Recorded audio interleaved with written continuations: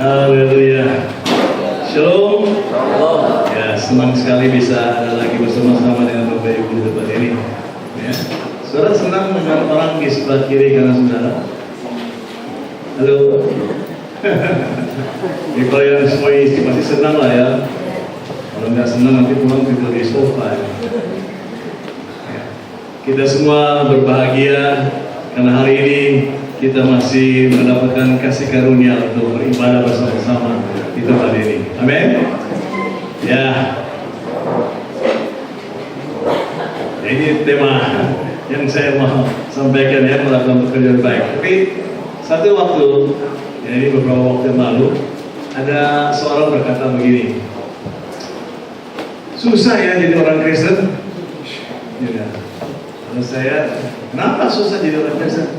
Iya, mesti hidup kudus, mesti mengasihi, mesti mengampuni, mesti melakukan ini dan itu. Ya. Bagaimana bisa mengasihi orang yang merugikan saya? Bagaimana saya bisa mengasihi orang yang telah melukai saya? Wah, saudaraku, dia bertanya seperti itu ya. Bagaimana dengan kita hari ini? Apakah saudara setuju dengan perkataan dia? Bahwa hidup orang Kristen susah? Susah ya susah. Kalau kita melakukan apa yang Tuhan firmankan dengan kekuatan kita sendiri. Kalau kita melakukan segala sesuatu yang Tuhan katakan dengan apa yang kita pikirkan sendiri, susah.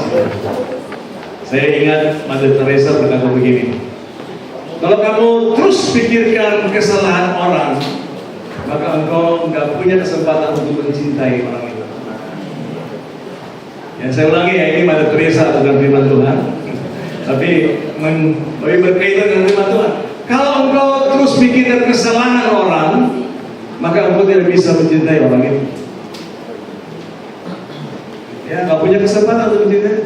Maka terus, wah dia begini, dia begitu, dia sudah ini saya, dia sudah itu saya. Semua kesalahan itu dipikir. Saudara nggak punya kesempatan, saudara nggak punya kemampuan untuk mencintai dia atau mengasihi dia. Sebabnya kalau kita lakukan segala sesuatu itu dengan kekuatan kita nggak mampu. Ya, tapi mari kita akan lihat firman Tuhan di dalam Efesus pasal yang kedua. Nah, ini ayat firman Tuhan yang sudah banyak kali kita dengar, ya. Kita mau sama-sama kembali baca ayat ini. Tentunya kita akan sama-sama melihat beberapa kata-kata di dalamnya untuk membuat kita mengerti, memahami kenapa saya ada hari ini. Ya, kenapa saya ada sebagai orang Kristen. Ya. Mari kita lihat Efesus 2 ayat 10, sama-sama kita baca 1, 2, 3. Karena kita ini buatan Allah, diciptakan dalam Kristus Yesus untuk melakukan pekerjaan baik yang dipersiapkan Allah sebelumnya. Ia mau supaya kita hidup di dalamnya. Nah, ayat ini kita akan melihat beberapa kata untuk kita mengerti, memahami lebih dalam lagi kenapa saya ada hari ini. Ya, kenapa saya menjadi orang Kristen? Kenapa saya menjadi percaya kepada Yesus? Ya, tidak penting berapa lama sudah menjadi orang Kristen. Mungkin saudara baru jadi orang Kristen kemarin, baru menjadi orang Kristen minggu lalu. Ya, ada yang mungkin sudah tahunan, puluhan tahun, gak penting. Tetapi kenapa saya ada hari ini? Nah, sesuai dengan ayat ini dikatakan karena kita ini buatan Allah. Ya, kata buatan di sini dalam terjemahan yang lain itu adalah milik, kepunyaan Allah. Wow. Saudara dengar kata ini senang? Kepunyaan Allah. Saudara kepunyaan Allah. Halo. Ini kurang yakin gitu kan. Saudara kepunyaan Allah. Okay. Jangan-jangan saudara intimidasi nih. Ngaca loh kalau lu bicara.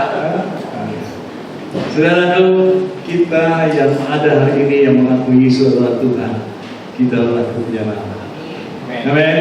Kita punya dimiliki oleh Tuhan. Saudaraku, kenapa? Karena kita berharga. Kalau kita nggak berharga di mata Tuhan, Yesus gak datang mati di kayu salib buat kita. Tadi kita sudah sama-sama berjalan terus, itulah bukti kasih Tuhan, bahwa Dia mengasihi kita ketika kita masih berdosa. Dia mengasihi kita ketika kita masih dalam kegelapan. Dia sudah mati di atas kayu salib ketika kita masih bergelimang dalam dosa. Itulah betapa kasih Tuhan kita, karena kita berharga buat Tuhan. Apa yang berharga buat Bapak Ibu di rumah?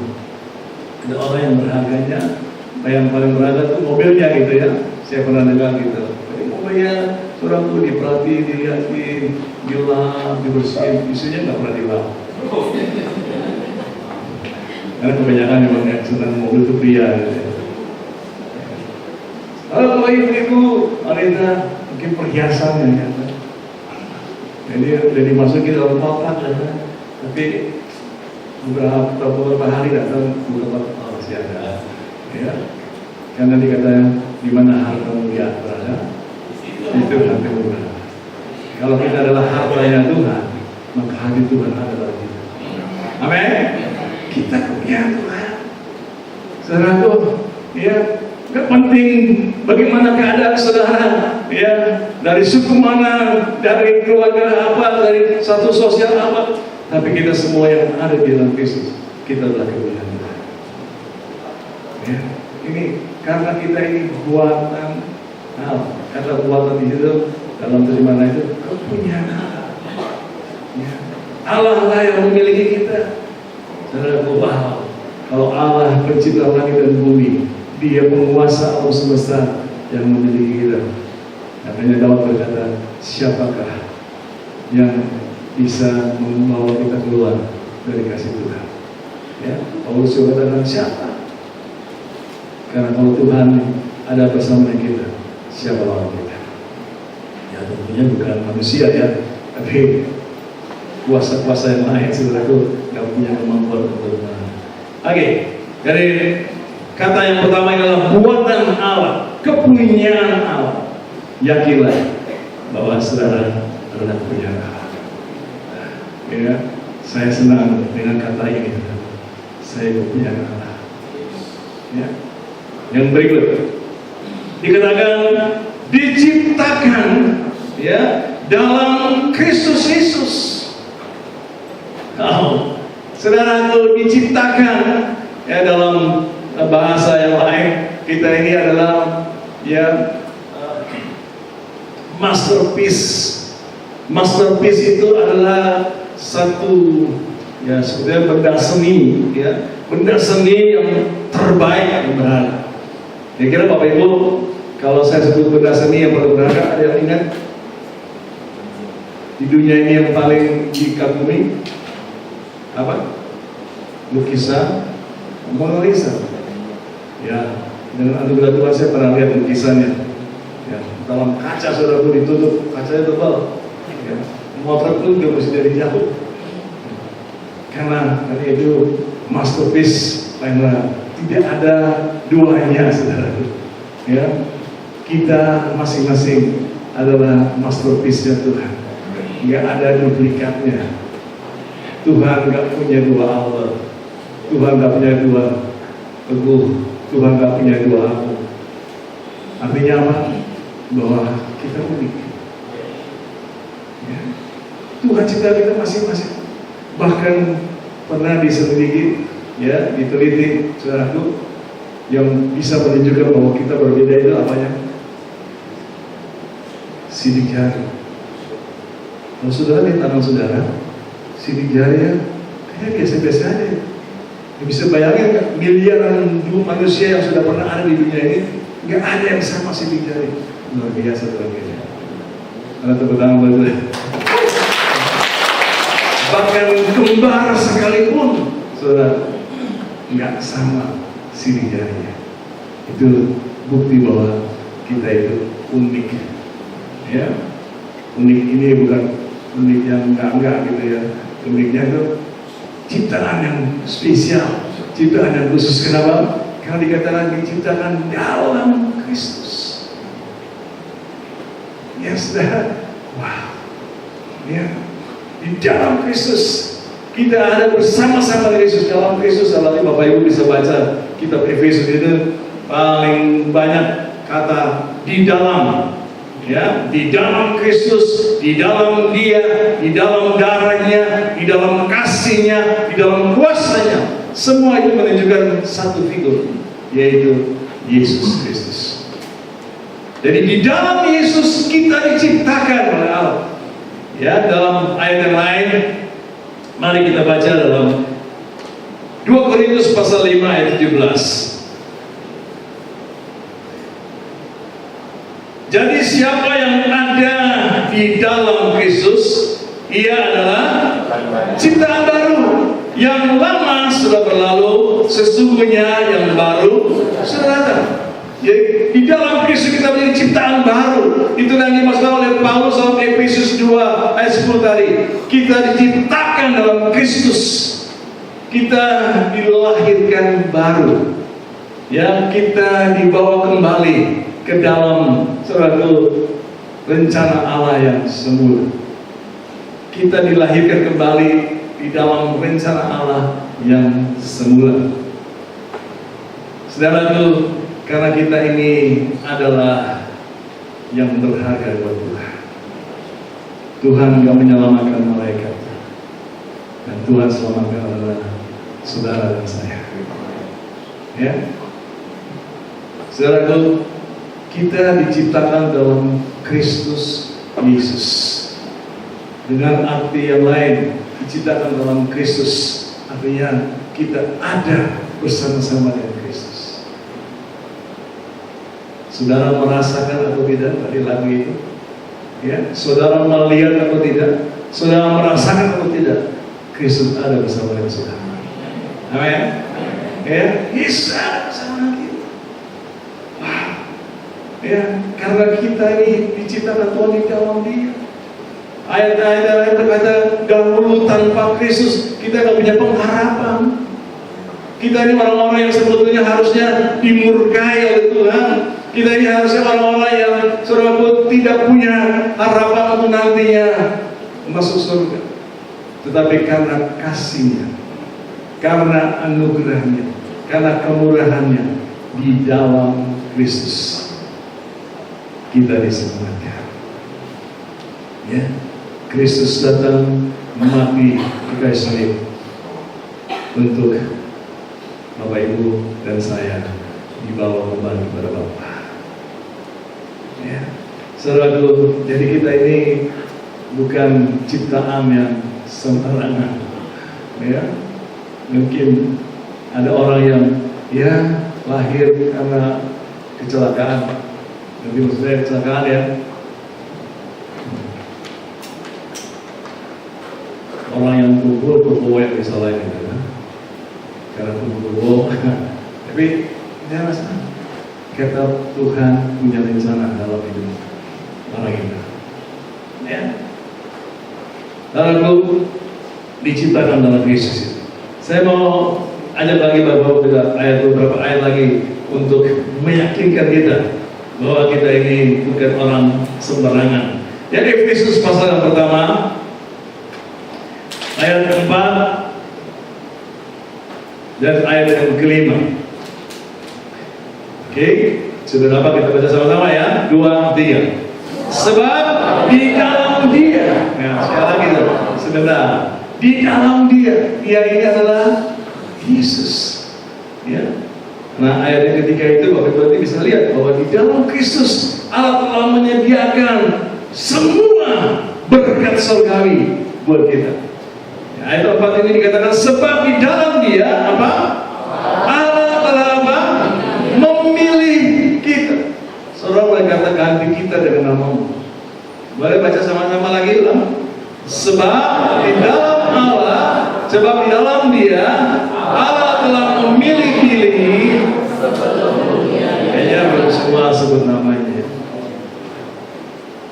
Sekali lagi boleh baca? 2, 3. Sebab di dalam Dia Allah telah memilih-pilih sebelum dunia dijadikan supaya pilih kudus dan tak bercacat di hadapan-Nya.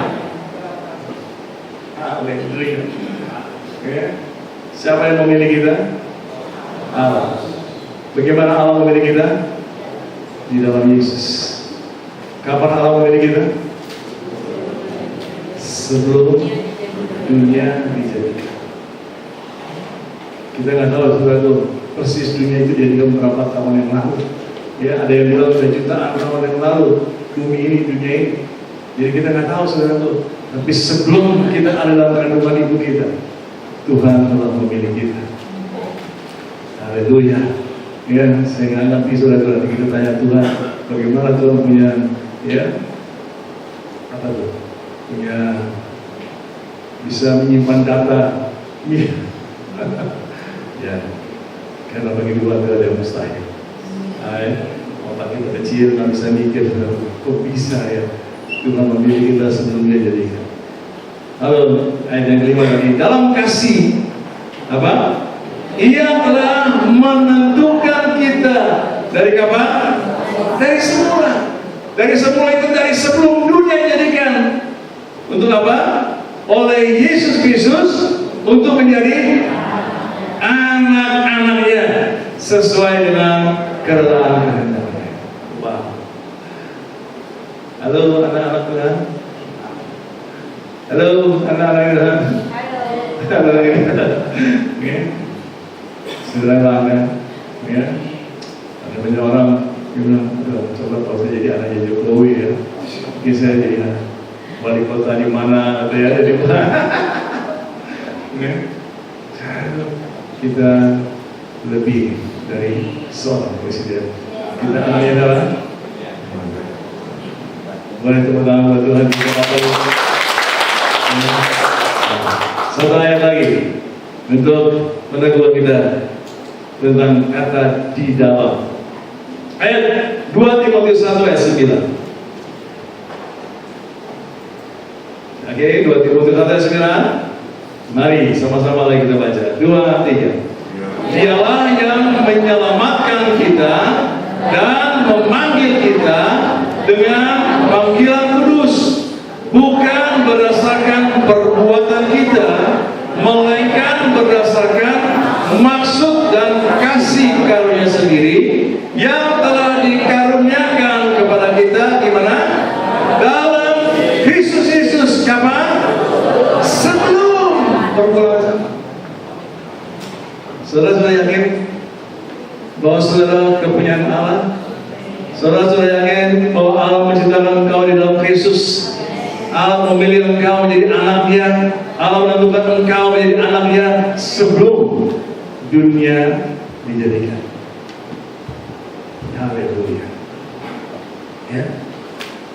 Pertanyaannya, untuk apa Tuhan pilih saudara dan saya? Apakah kita diselamatkan? Kita ada di surga. Itu sih pasti saudara. Kalau kita percaya Yesus Kristus adalah Tuhan dan Juru Selamat, kita murtad, kita pasti mati masuk surga. Tapi ada rencana untuk kita hidup di dunia ini. Apa? Apa itu? Ya, sudah diselamatkan mungkin sudah dari puluhan tahun yang lalu. Untuk apa? Kalau Tuhan masih kasih kesempatan hidup beberapa tahun lagi, puluhan tahun lagi, untuk apa? Ya, mari kita kembali kepada 2 Timotius, kepada Efesus pasal yang kedua tadi. Ya, ayat 10 tadi saya akan bacakan kembali buat kita. Karena kita ini buatan Allah, diciptakan dalam Kristus Yesus untuk melakukan pekerjaan baik. Pekerjaan baiknya bagaimana? Yang dipersiapkan Allah sebelumnya. Bapak Ibu, saya mau tanya nih, mic ini diciptakan untuk apa? Ya, supaya suara saya bisa kedengaran dengan jelas ke belakang. Kalau saya nggak pakai mic, halo, ini dengar apa ini? Dengar, sayup-sayup ya.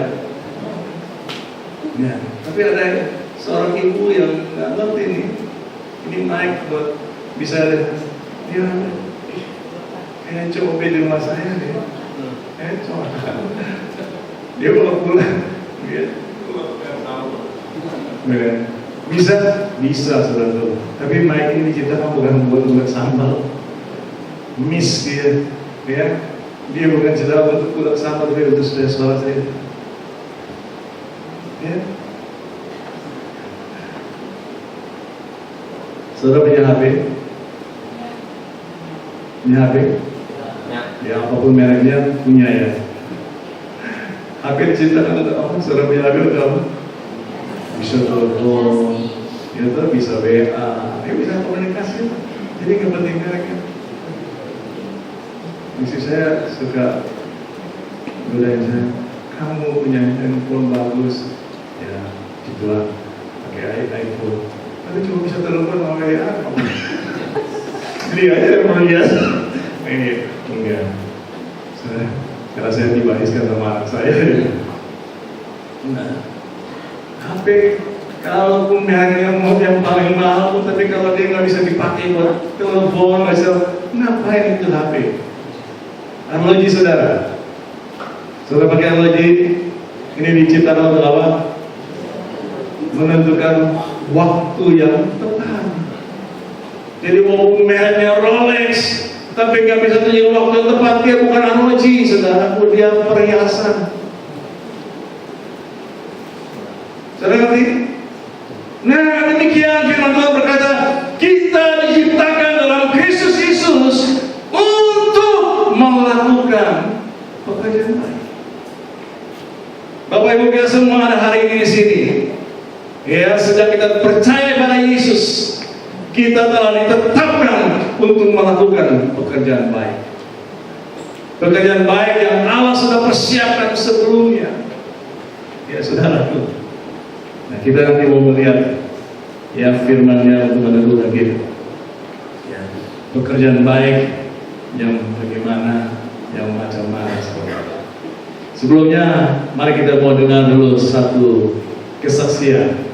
Ya, minta maaf karena ini pakai video, mungkin karena direkamnya pakai HP, ya. Jadi suaranya agak tidak terganggu, tapi saudara bisa perhatikan kata-katanya, itu dibantu untuk bisa kita nanti cerita apa dari Ibu Rahayu, ya, tentang melakukan pekerjaan yang baik. Halo Bapak Ibu, perkenalkan nama saya Rahayu. Terima kasih untuk kesempatan yang diberikan kepada saya untuk menyaksikan kebaikan Tuhan dalam hidup saya.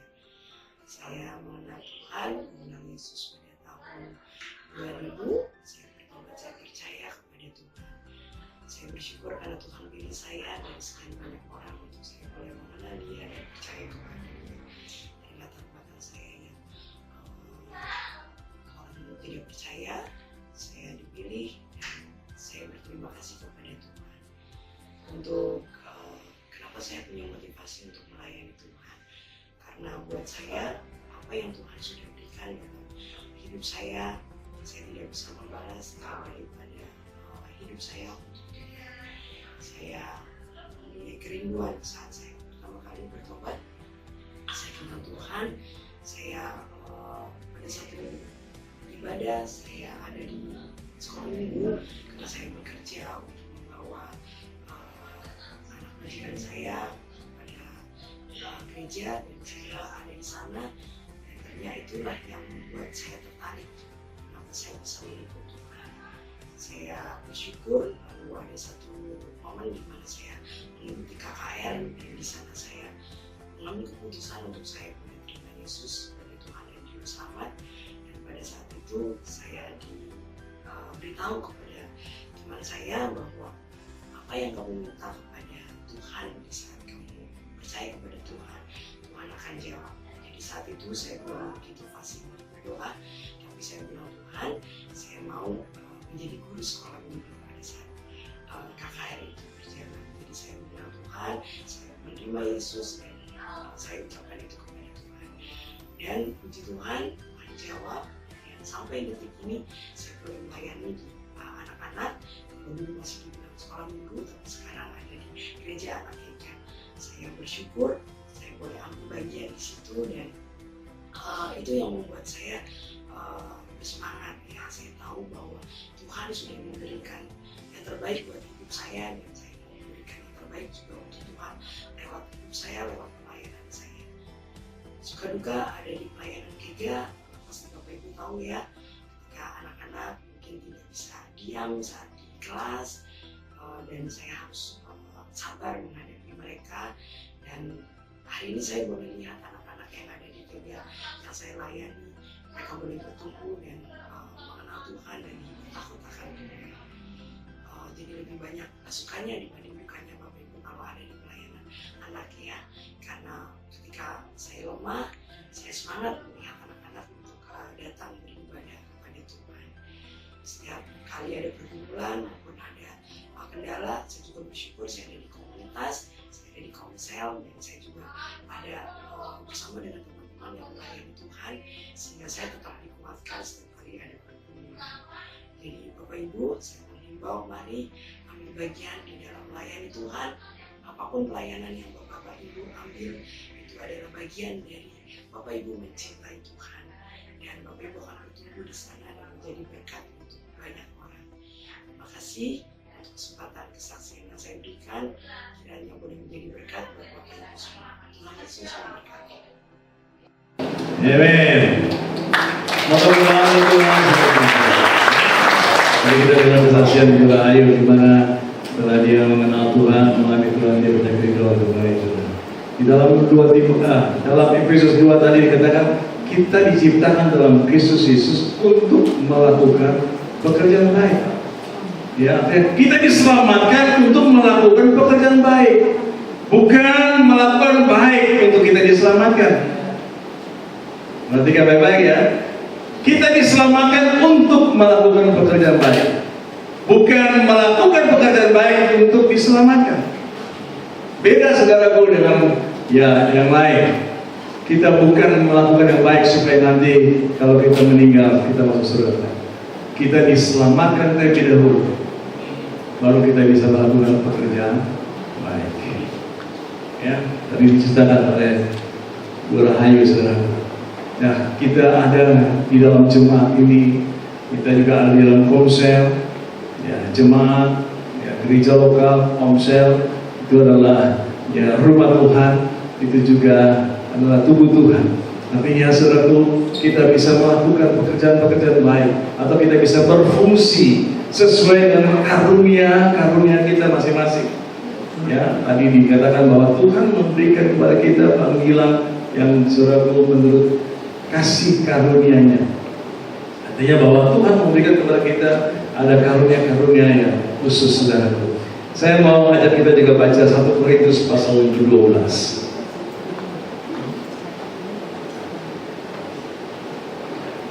1 Korintus pasal 12, saya baca ya.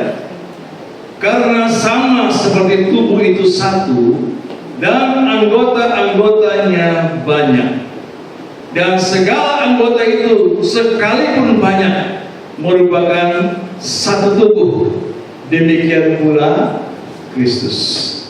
Ya, firman Tuhan ini memakai analogi tubuh. Ya, kita punya tubuh, tapi punya tubuh hari ini, ya, tubuhnya dari kepala ini sampai pada kaki ini dengan berbanyak anggotanya. Ya, ada mata, ada telinga, ada hidung, ada jari-jari dan sebagainya, saudara. Kita punya tubuh yang punya banyak anggota, dan firman Tuhan berkata demikian pula Kristus. Artinya demikian pula dengan gereja, demikian pula dengan komsel. Kita adalah tubuh Kristus. Amin. Ya, tubuh Kristus dan berbagai anggota. Ya, ada banyak anggotanya, saudara. Ya, ayat yang ke-13. Sebab dalam satu roh kita semua, siapa? Kita semua, baik orang Yahudi maupun orang Yunani, ya, saudara bisa tambahin, baik orang Jawa, orang Cina, orang Ambon dan sebagainya, baik budak maupun orang merdeka, telah dibaptis menjadi satu tubuh, dan kita semua diberi minum dari satu roh. Saya tambah baca ayat 14. Karena tubuh juga tidak terdiri dari satu anggota, tetapi atas banyak anggota. Kita adalah tubuh Kristus. kita masing-masing adalah anggota dari tubuh Kristus. Ya, sebagaimana tubuh kita dari banyak anggota, demikian kita. Mungkin ada yang menjadi mata, ada yang berfungsi sebagai telinga, ya, ada yang berfungsi sebagai mulut, ada yang berfungsi sebagai jari-jari ini. Saya mau tanya pada Bapak Ibu, adakah di dalam tubuh Bapak Ibu ada anggota tubuh yang nggak berarti buat Bapak Ibu? Ada? Ada yang nggak berarti buat Bapak Ibu? Kalau ada yang nggak berarti, saya mau ambil. Karena banyak nggak? Ada?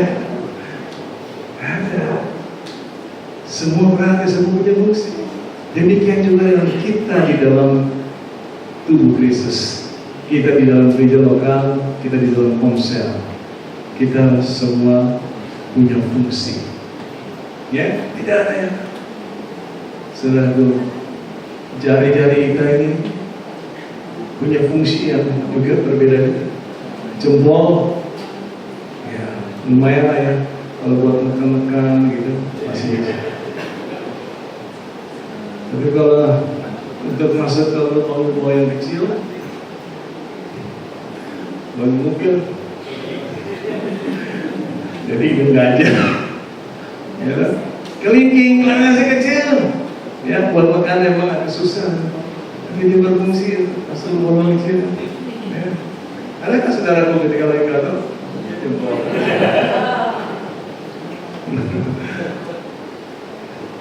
Semuanya ada fungsinya.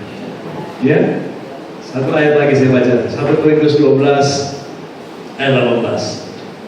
Tetapi Allah telah memberikan kepada anggota masing-masing secara khusus satu tempat pada tubuh seperti yang dikehendakinya.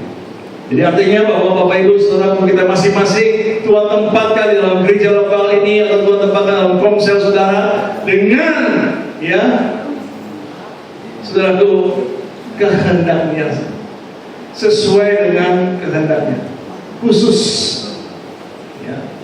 Sama lah kayak tubuh kita ini, telinga ada di sini ya. Kira-kira kalau Pak Yonas telinganya mau pindah gitu lah, mau dipantat aja.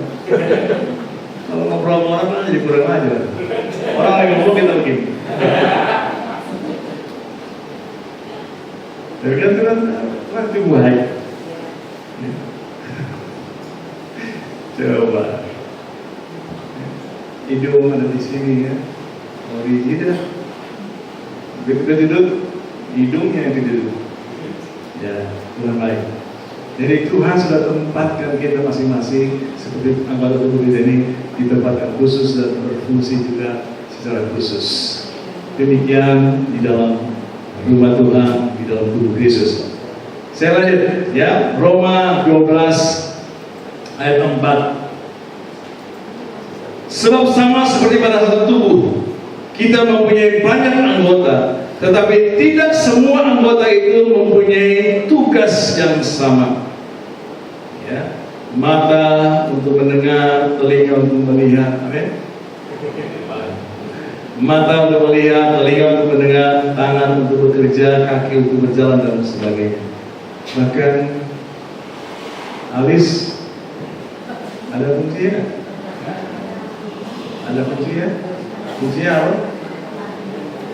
Buat nahan keringat kan. Tapi heran saya, ada wanita dari sini, ya, alisnya diganti pakai tatoan. Itu bagus, ya dicabut dikasih diganti pakai tatoan. Begitu keringat muncul langsung ke mata, bulu mata palsunya copot. Bersyukurlah saudaraku dengan apa yang Tuhan sudah berikan bagi kita, ya, karena kita tetap milik Tuhan dan berharga. Ya, oke. Ayat 5. Demikian juga kita walaupun banyak adalah satu tubuh di dalam Kristus, tetapi kita masing-masing adalah anggota yang seorang terhadap yang lain. Saya lanjut ayat 6. Demikianlah kita mempunyai karunia yang berlain-lainan menurut kasih karunia yang dianugerahkan kepada kita. Sama seperti tubuh jasmani ini mempunyai anggota yang banyak dan punya fungsi yang berbeda-beda. Demikian juga kita sebagai tubuh Kristus, kita punya banyak anggota dalam tubuh Kristus, tapi masing-masing punya karunia yang berbeda. Ya, saudara-saudara pernah mungkin dengan hal ini ya, ada 7 karunia motivasi. Kalau Bapak Ibu belum paham, belum mengerti, belum juga ya yakin saudara diberi karunia apa, nanti minta sama PKS, PA untuk menghubungi Pak Budiarto supaya saudara bisa dibantu ya untuk calling different life.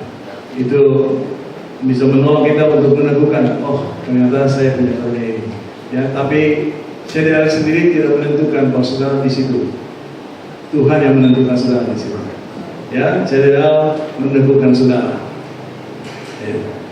Saudaraku, jadi di dalam tubuh Kristus, di dalam rumah Tuhan, di dalam gereja lokal, bahkan juga ya di dalam komsel, kita semua punya fungsi, kita semua punya satu ya karunia yang berbeda untuk kita bisa melayani, bisa melakukan pekerjaan baik yang Tuhan sudah persiapkan untuk kita lakukan.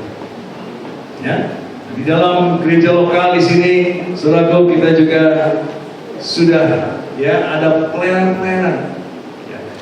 Nanti bolehkah ini tayangin?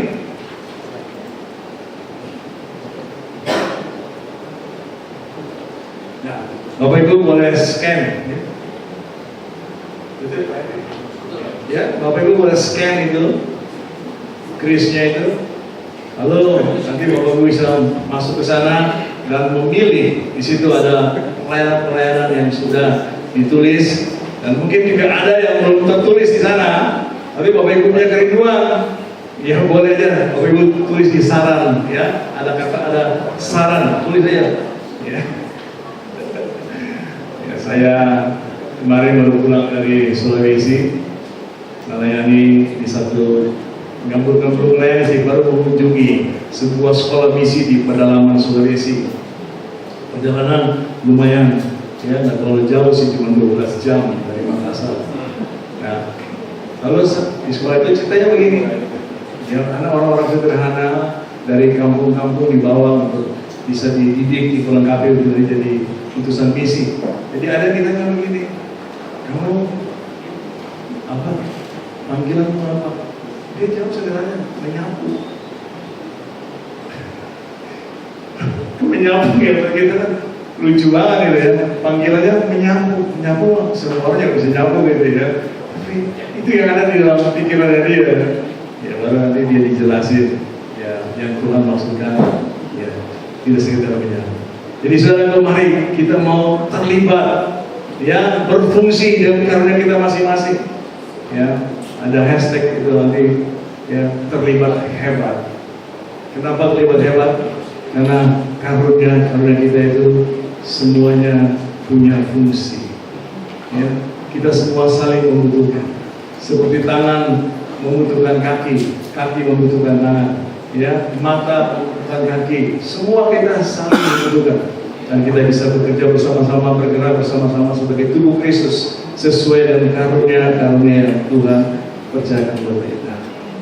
Ya, ada Asia, saudaraku, ada orang yang berkata, masih jadi Asia?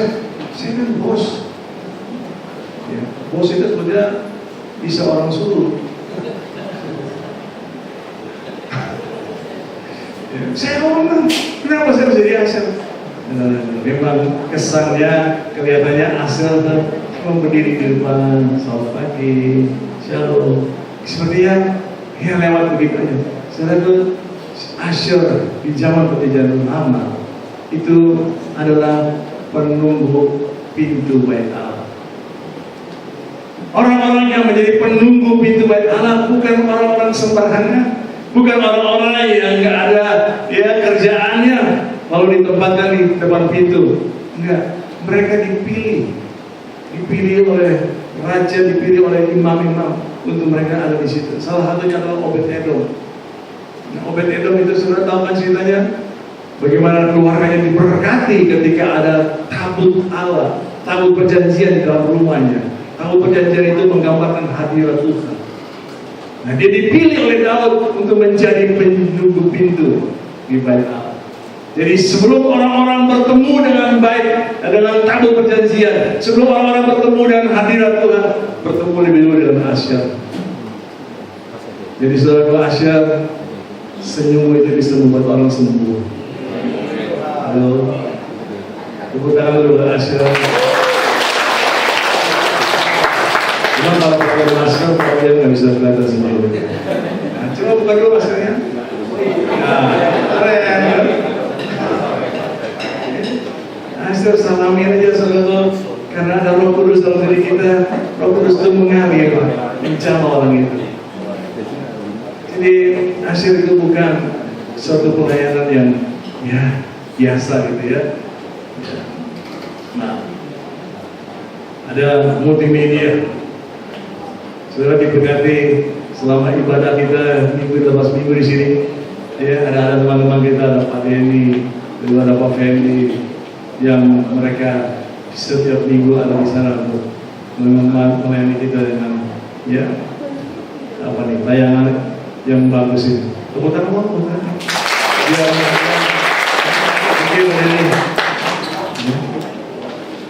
Ada pelayanan Kika beda anak, ya tadi sudah disaksikan oleh Ibu. Kalau Bapak Ibu ada punya vision tergerak untuk mau ikut dalam pelayanan, di sini ada Ibu Wati, ada Pak Emil, nanti bisa hubungi mereka, ya. Bagaimana bisa terlibat dalam pelayanan anak. Jadi ada pelayanan youth. Nanti sebentar kita bisa dengar juga dari mereka ya, apa yang menjadi kerinduan mereka untuk generasi mereka, anak-anak kita, mungkin cucu-cucu kita supaya mereka menjadi generasi muda yang membawa perubahan bagi generasi mereka di negeri ini. Ada pelayanan profetik, ya ini seperti Reni dan teman-teman, kami, kalau untuk yang ini perlu skill khusus, ya bukan perlu skill khusus, perlu ada skillnya. Ya, nyanyi, ya paling nggak apa-apa saudara. Kalau saudara nyanyi falas, Tuhan juga nggak marah. Saudara nyanyi falas, Tuhan terima. Karena Tuhan lihat hati saudara. Yang nggak terima saudara itu jemaat. Ngapain dia malah nyanyi falas? Kayak tim pusat. Tapi kita nih nyanyi Tuhan. Tapi dulu kita di waktu masih di Gang Anjing. Oh, semua orang dikasih data namanya. Jadi ada satu seorang mau ikut choir. Udah kita tahu lah suaranya dia nyanyi kemarin, mainnya di C, kayak nyanyi di E gitu kan. Jadi, tapi dia mau ikut. Nah, namanya kita tuan. Ayo. Tapi di tengah, saya di kirinya, satu lagi saya di kanan. Jadi kita nyanyi kencang, supaya betul suaranya dia.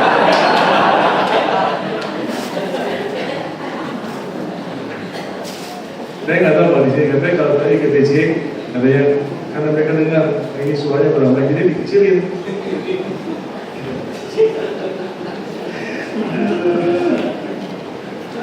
Tapi kita malah baik semua untuk Tuhan. Ada pelayanan doa, ya. Ini ada Pak Berlin, ada Ibu Mona. Ya saudara tuh yang pengen induk untuk bisa berdoa. Bersama bergabung dengan mereka, karena konon katanya doa itu anak tirinya gereja. Artinya kalau bicara tentang doa, nggak banyak yang tahu sebenarnya. Di dalam tim jam-jam doa kita juga yang paling banyak berdoa siapa? Wanita. Yang prianya berdosa. Kelebihan S.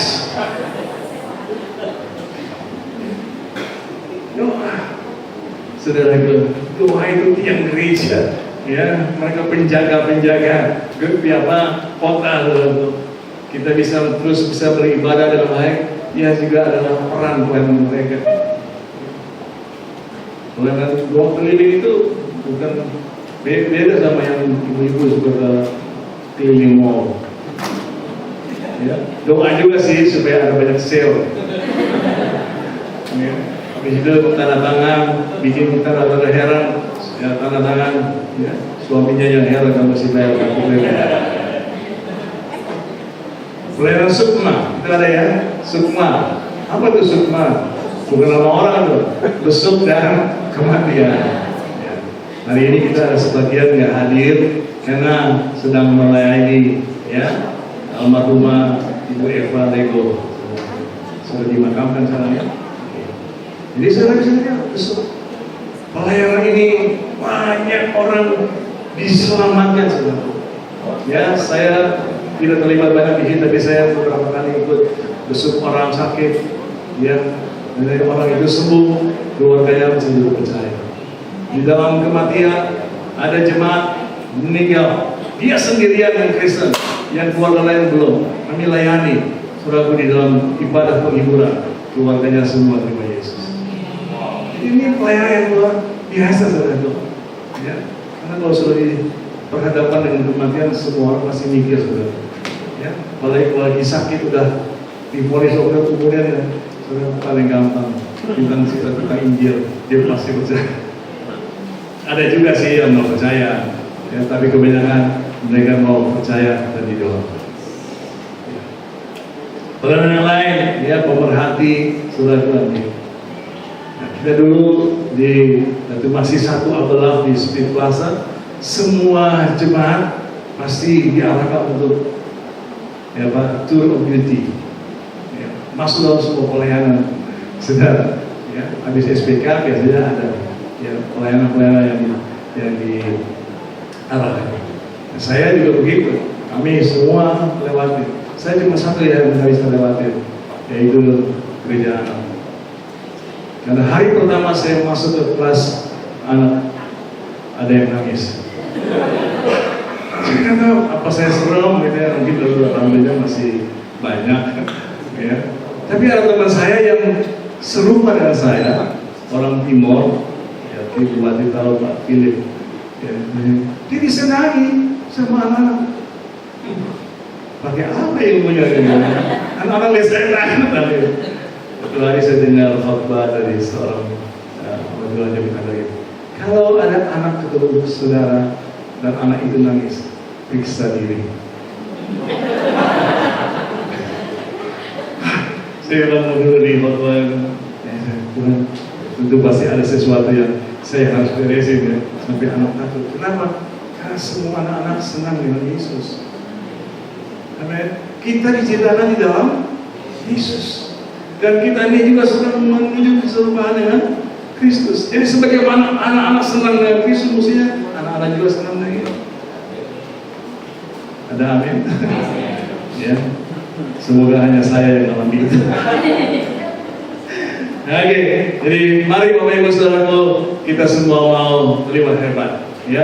Karena nanti ketika kita ada di auditorium Tunas Bangsa Cakung, kita akan semuanya, saudaraku, mulai berfungsi, semuanya melayani sesuai dengan karunia-Nya, sehingga ada banyak orang yang bisa Tuhan selamatkan lewat kita. Amin. Tuhan yang selamatkan, tapi Tuhan pakai saudara dan saya. Ya, itu sebabnya jangan ada di antara kita yang berpikir, nah, saya jadi jemaat aja, ya, saya mau jadi orang awam aja. Jangan saudaraku, itu bukan firman Tuhan jadi orang awam. Anda tahu awam artinya? Awam artinya BLON.